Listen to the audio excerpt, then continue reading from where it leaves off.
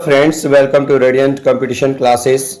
आज हम लोग हिस्ट्री के सीरीज जो चला रहे थे उसके तहत हम लोग देखेंगे गुप्त साम्राज्य, यानी कि मौर्य काल हम लोग का समाप्त हो गया था और शक, पहलव, कुषाण भी हम लोग देख चुके थे। अब हम लोग देखेंगे गुप्त साम्राज्य, यानी कि देखिएगा यहाँ पर आप लोगों को प्राचीन भारत का इतिहास से संबंधित समस्त चैप्टर कवर करने वाला हूं। और आप लोगों को पता है कि बिहार शिक्षक भर्ती परीक्षा अगस्त से सितंबर में हो जाएगी। तब तक मैं आप लोग को पूरा हिस्ट्री, मेडिवल, एंशिएंट और मॉडर्न तीनों आप लोगों को करा के समाप्त करा दूंगा, ताकि आप लोगों को किसी तरह का कोई दिक्कत नहीं हो। आप जितना समझ लीजिएगा, आप खुद से पढ़िएगा, दोनों में बहुत ज़्यादा अंतर है। आप इसको प्रतिदिन यदि हमारे वीडियो को देखते हैं तो निश्चित रूप से आपके लिए बहुत बेनिफिशियल होगा। ये आपको अभी तो पता नहीं चलेगा, लेकिन एग्जाम देने के बाद आपको पता चल जाएगा दोस्तों। तो चलिए दोस्तों, स्टार्ट करते हैं आज का ये गुप्त साम्राज्य। यानी मौर्य काल के पतन के बाद दीर्घ काल तक भारतवर्ष एक शासन के अंतर्गत नहीं आ सका था, यानी कि मौर्य काल एक अस्थायी शासन प्रदान किया था। उसके बाद बहुत सारे छोटे छोटे राज्यों का उदय हुआ, छोटे छोटे शासकों का उदय हुआ, वे लोग शासन किए। लेकिन दीर्घ काल तक जो है एक इस तरह होने के बाद गुप्त शासक जो है इस कमी को पूरा किया था। यानी मौर्य काल के बाद एक अस्थायी शासक जो देने का काम किया वो गुप्त साम्राज्य किया था, और जो है लगभग संपूर्ण भारत को एक राजनैतिक क्षेत्र के अधीन कर आर्थिक, सामाजिक व साहित्यिक क्षेत्र में उन्नति का मार्ग प्रशस्त किया था। गुप्त काल को भारतीय इतिहास का स्वर्ण युग भी कहा जाता है।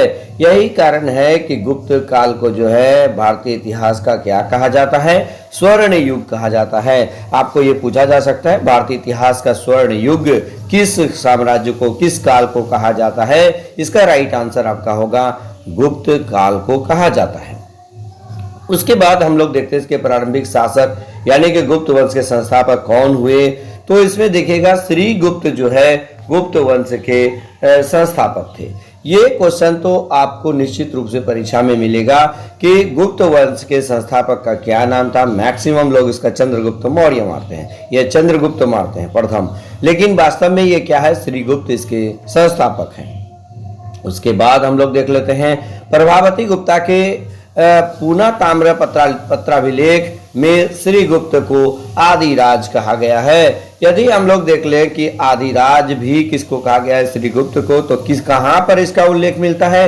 प्रभावती गुप्ता के पूना ताम्र पत्राभिलेख में ये वर्णन किया गया है। अब गुप्त वंशावली के स्रोत दिखेगा, गुप्त समुद्रगुप्त का प्रयाग प्रशस्ति अभिलेख, ये मैंने प्रयाग प्रशस्ति अभिलेख पूछता है कि किस शासक से संबंधित है, तो समुद्रगुप्त से संबंधित है। और कुमारगुप्त का विल्सड स्तंभ लेख यानी विल्सड स्तंभ लेख किससे संबंधित है? कुमारगुप्त से है। स्कंदगुप्त का भीतरी स्तंभ लेख यानी भीतरी स्तंभ लेख किससे संबंधित है?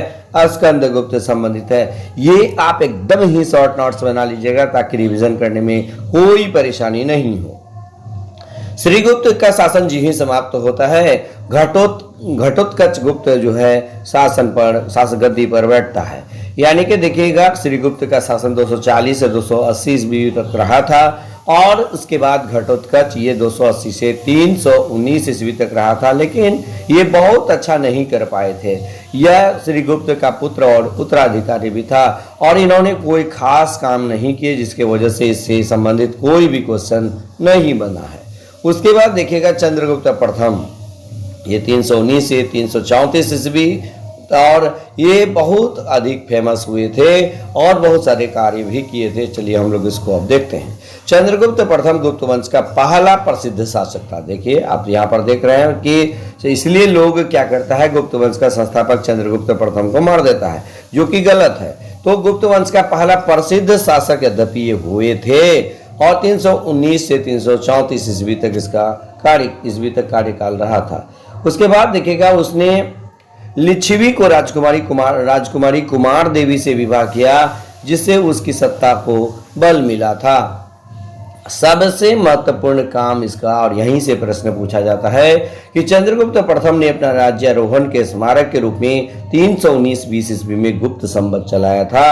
गुप्त संवत से प्रश्न निश्चित रूप से पूछा जाता है कि गुप्त संवत किसने चलाया था, तो चंद्रगुप्त प्रथम ने कब चलाया था, 319 से 320 ईस्वी में चलाया था। उसके बाद समुद्रगुप्त के बारे में बात किया जाए तो समुद्रगुप्त का शासनकाल कब से कब रहा भाई, ये 335 से 380 ईस्वी तक रहा था। चंद्रगुप्त प्रथम के पुत्र और उत्तराधिकारी ये समुद्रगुप्त ने गुप्त साम्राज्य को का अपार विस्तार किया था। और आपको पता होगा इससे संबंधित जो भारत का नेपोलियन भी समुद्रगुप्त को कहा जाता है, क्योंकि इन्होंने साम्राज्य विस्तार में अपना विश्वास जगाया, यानी साम्राज्य विस्तार बहुत अधिक किया था। कौन? समुद्रगुप्त। उसके बाद देखिए समुद्रगुप्त के विषय में जानकारी हरिसेन रचित प्रयाग प्रशस्ति या इलाहाबाद स्तंभलेख से प्राप्त होती है। बहुत बार यह प्रश्न पूछा गया है कि हरिसेन द्वारा रचित प्रयाग प्रशस्ति से किस शासक का वर्णन मिलता है, तो समुद्रगुप्त का वर्णन मिलता है। और जो है हरिसेन शांति एवं युद्ध का मंत्री था, यानी संधि विग्रहक।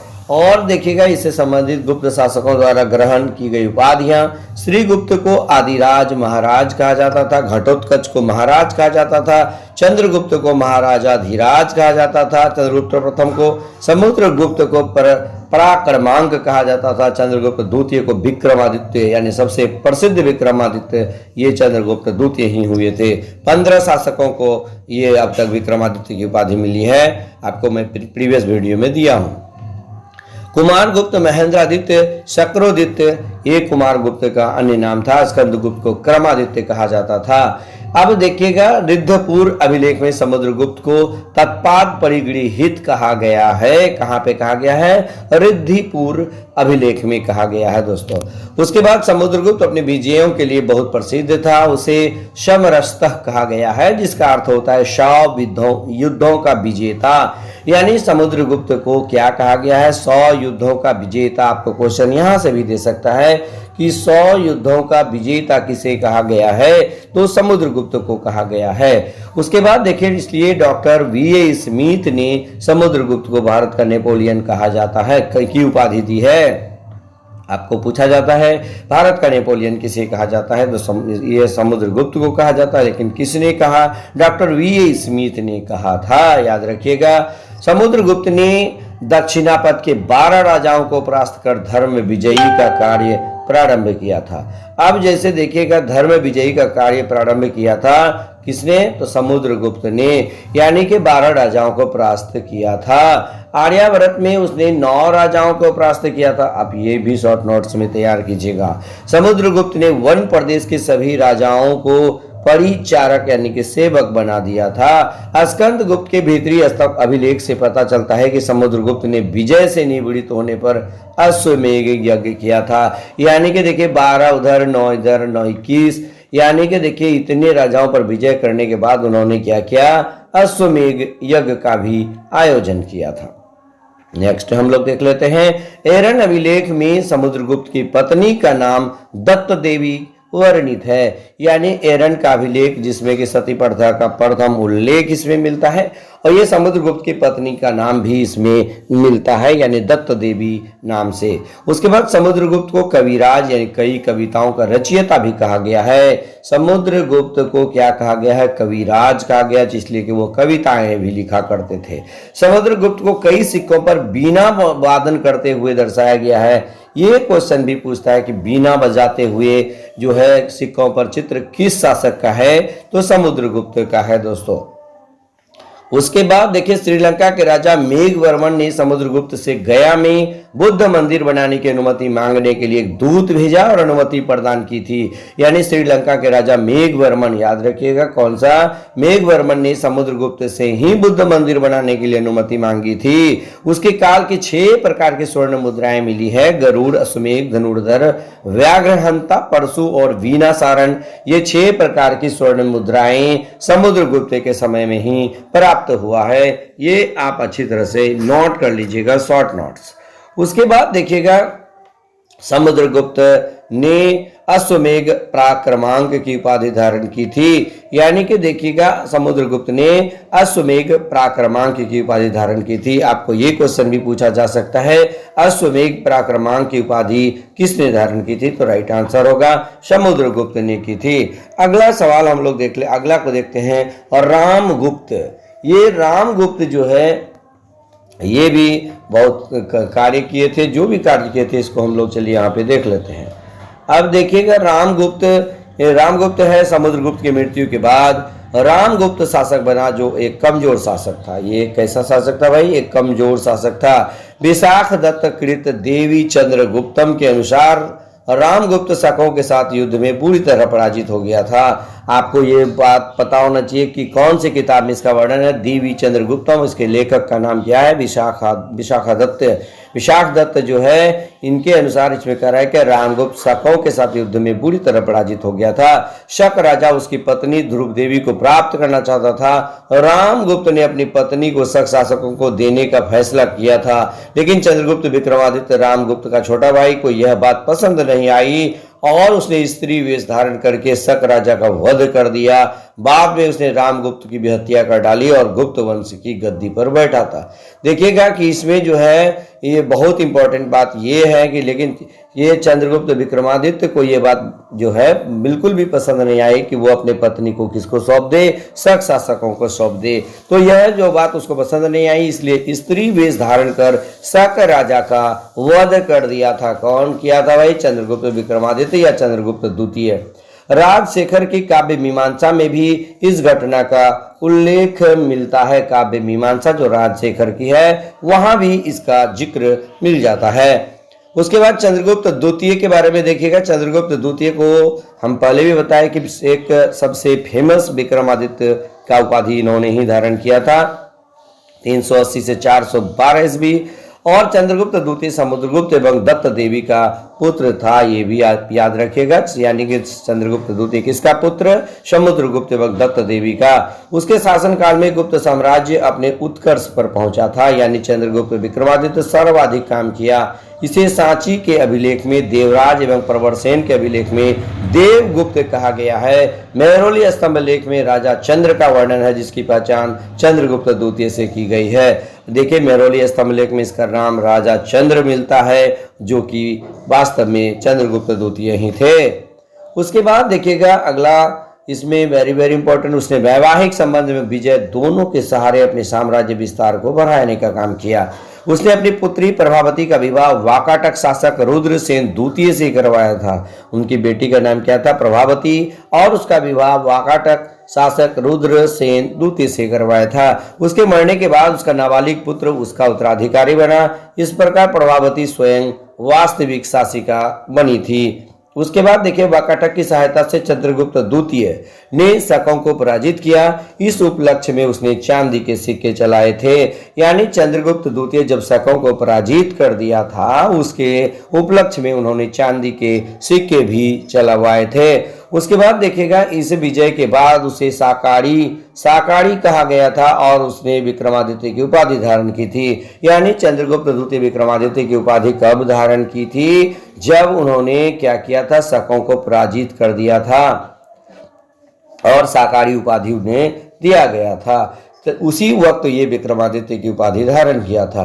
चंद्रगुप्त के द्वितीय के उदयगिरी अभिलेख के अनुसार उसका उद्देश्य संपूर्ण पृथ्वी को जीतना था। यानी उदयगिरी अभिलेख में यह वर्णित है कि चंद्रगुप्त द्वितीय जो है ये संपूर्ण पृथ्वी को जीतना चाहता था। उसकी राजधानी पाटलिपुत्र थी, ये भी इंपॉर्टेंट बात है। उसने उज्जैन में दूसरी राजधानी स्थापित की जो कालिदास एवं अमर सिंह जैसे विद्वानों से विभूषित थी। यानी दूसरी राजधानी जो ये है चंद्रगुप्त विक्रमादित्य का, ये जो कालिदास और अमरदास के लिए जो है, अमरदास जैसे विद्वान वहां पर रहते थे। उसके बाद देखिएगा चंद्रगुप्त द्वितीय वैष्णव था और उसने परम भागवत की उपाधि धारण की थी। ये कौन से धर्म को मानने वाले थे? वैष्णव धर्म को मानने वाले थे। उसने परम भागवत की उपाधि भी धारण की थी। उसके बाद चंद्रगुप्त द्वितीय के समय ही चीनी बौद्ध यात्री फांग भारत आया था, जो 399 से 414 ईस्वी तक भारत में रहा था। ये अति महत्वपूर्ण है। चंद्रगुप्त द्वितीय के समय में चीनी यात्री कौन आया था? तो फाहियान आया था। उसके बाद देखिए चंद्रगुप्त द्वितीय के दरबार में ही नवरत्न रहते थे, आप लोगों को भी पता होगा। ये नवरत्न कौन कौन से थे देखिएगा, कालिदास, धन्वंतरी, वररुचि, अमर सिंह, छपनक, घट, करपर, शंकु, बेताल भट्ट, बारामिहिर। ये कई बार परीक्षा में छपा है कि कालिदास या नवरत्न किसके दरबार में रहते थे। तो ये अकबर अगर नहीं रहे, अकबर के समय भी रहता था लेकिन चंद्रगुप्त द्वितीय के समय में भी रहता था। या आपको पूछा जाए कालिदास, धन्वंतरी, वररुचि, अमर सिंह किसके दरबार में रहता था, तो चंद्रगुप्त द्वितीय के दरबार में। और चंद्रगुप्त द्वितीय ने कालिदास को अपना दूत बनाकर कुंतल नरेश के दरबार में भेजा था। वेरी वेरी इंपॉर्टेंट, यानी चंद्रगुप्त द्वितीय ने कालिदास को अपना दूत बनाकर कहाँ भेजा था, कुंतल नरेश के दरबार में भेजा था दोस्तों। तो इस प्रकार चंद्रगुप्त द्वितीय से संबंधित सभी बातें समाप्त हुई। और नेक्स्ट वीडियो में आप कुमार गुप्त के बारे में और गुप्तकालीन प्रशासन पद्धति के बारे में आप लोग डिटेल से देखिएगा दोस्तों। अगर हमारा यह वीडियो आपके लिए जरा सा भी हेल्पफुल हो तो आप इसे जरूर शेयर कीजिएगा और कमेंट भी कीजिएगा, ताकि हमको जो है बल मिल सके। तो दोस्तों यदि हमारे चैनल को सब्सक्राइब नहीं किए हैं तो आप सब्सक्राइब कर लीजिएगा, बेल आइकन दबा दीजिएगा, ताकि प्रतिदिन हमारा जो वीडियो अपलोड होता है वो आप तक आसानी से पहुंच सके। बस आज इतना ही, धन्यवाद।